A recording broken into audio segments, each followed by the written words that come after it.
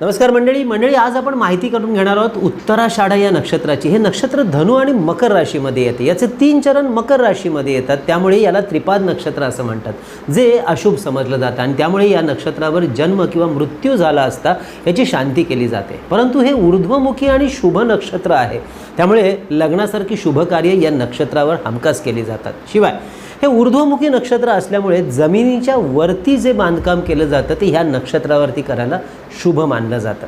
या नक्षत्राचा स्वामीग्रह आहे सूर्य, तसेच धनु राशीचा स्वामीग्रह गुरु आणि मकर राशीचा शनी। या तिघांचाही प्रभाव या नक्षत्रावरती असतो। थोडक्यात काय, या नक्षत्रावर गुरु, शनी आणि सूर्य या 3 ग्रहांचा प्रभाव आहे।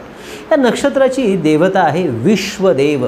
ज्योतिषशास्त्रामध्ये या देवतेला सत्यता, शुभता, तेजस्विता, दक्षता, सावधानता या सर्वांसाठी ओळखलं जातं। त्यामुळे हे सर्व गुणधर्म या व्यक्तींमध्ये हमखास आढळतात।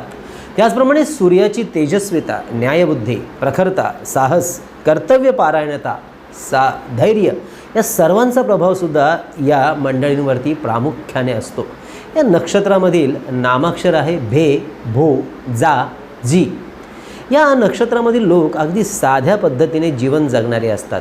उगाचच डामडौल दाखवायला यांना बिलकुल आवडत नाही। साधी राहणी, उच्च विचार असा काहीसा यांचा स्वभाव असतो। यांचं बोधचिन्ह आहे हस्तिदंत। हत्तीच्या बाबतीमध्ये याचे दात फार महत्त्वाचे आणि अत्यंत मौल्यवान समजले जातात। अगदी त्याचप्रमाणे यांचे समाजामधील स्थान असतं, म्हणजेच यांना समाजामध्ये मान सन्मान चांगला असतो। मंडळी, ही जी चिन्ह आहेत आपल्याला बरंच काही सांगून जातात। जसं की हत्तीला युद्धामध्ये फार महत्त्वाचं स्थान दिलं जातं, याला सर्वात पुढं ठेवलं जातं। अगदी त्याचप्रमाणे ही मंडळीसुद्धा लढवय्या स्वभावाची असतात, न्याय हक्कासाठी सदैव पुढे राहणारी आणि आपल्या साहसी स्वभावाने, अभ्यासू स्वभावाने विजयश्री प्राप्त करून घेणारी असतात। मंडळी, मी वास्तुज्योतिष सल्लागार नयन धोत्रे आपल्याबरोबर गप्पा मारतोय आपल्या यूट्यूबवरील चॅनल ज्योतिष कट्टा यामध्ये। मंडळी, वास्तू, ज्योतिष, मंत्र, साधना, उपासना यासारख्या विविध मुद्द्यांची शास्त्रोक्त माहिती, परिपूर्ण माहिती घेण्यासाठी ज्योतिष कट्टा हे यूट्यूबवरील चॅनल अवश्य सबस्क्राईब करा आणि हो, आमचा एकही व्हिडिओ न चुकण्याकरता बाजूला दिलेलं बेलचं चिन्हसुद्धा दाबा।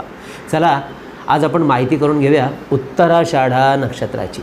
या नक्षत्राचा 1 चरण हा धनु राशीमध्ये आणि उरलेले 3 चरण जे आहेत ते मकर राशीमध्ये, शनीच्या राशीत 10व्या राशीमध्ये येतात। हे मनुष्यगणी नक्षत्र आहे। धनु राशीमध्ये या नक्षत्राचा पहिला चरण येतो, त्यामुळे त्यावर गुरुचा आणि त्याचाच नक्षत्रस्वामी रवी या दोघांचा अंमल असतो। या जो व्यक्तीला आयुष्यामध्ये यशस्वी होण्यामध्ये अधिक शुभकारक समजला जातो आणि या व्यक्ती अगदी हमखास यशस्वी होताना सुद्धा दिसतात। परंतु मकर राशीमध्ये जे नक्षत्र येतं त्याचे 3 चरण येतात, त्याच्यावरती शनीचा आणि रवीचा अंमल असतो आणि त्यामुळे या व्यक्तींना मात्र आपलं यश मिळवण्याकरता फार परिश्रम करावे लागतात। यश सहजासहजी मिळत नाही। काही वेळेला आपलं संपूर्ण आयुष्य या गोष्टीसाठी वेचावं लागतं। ही मंडळी नेहमीच आपल्या साहसी, पराक्रमी गुणांचा वापर लोकांच्या कल्याणासाठी करताना दिसतात। उगाचच आपला मोठेपणा कुठेही दाखवत बसत नाहीत। सात्विक आणि कोमलता यांच्या अंगी असल्यामुळे कोणालाही नुकसान करण्याचा विचारसुद्धा ही मंडळी करू शकत नाही। लोकांना मदत करणं, आपल्या परंपरा, रूढींचं पालन करायला यांना फार आवडतं। उलट जे समाजातील लोक आपल्या रूढी परंपरा मानत नसतील, त्याला विरोध करत असतील, त्यांच्याशी सामना करायला या मंडळींना नेहमीच आवडतं आणि यामध्ये या नेहमी मंडळी पुढे असतात। थोडक्यात अत्यंत डिसेंट स्वभावाची या व्यक्ती असतात। गुरु रवीचा प्रभाव या नक्षत्रावर असल्यामुळे उत्तम कथाकार, कीर्तनकार, उपदेशककार, शिक्षक, प्राध्यापक, समाजसेवक म्हणून सुद्धा कार्य करायला यांना मनापासून आवडतं। तर गुरु, शनी, रवीचा प्रभाव असल्यामुळे वकील, न्यायाधीश, उच्च सरकारी अधिकारी किंवा उच्च विद्याविभूषित ही मंडळी असतात।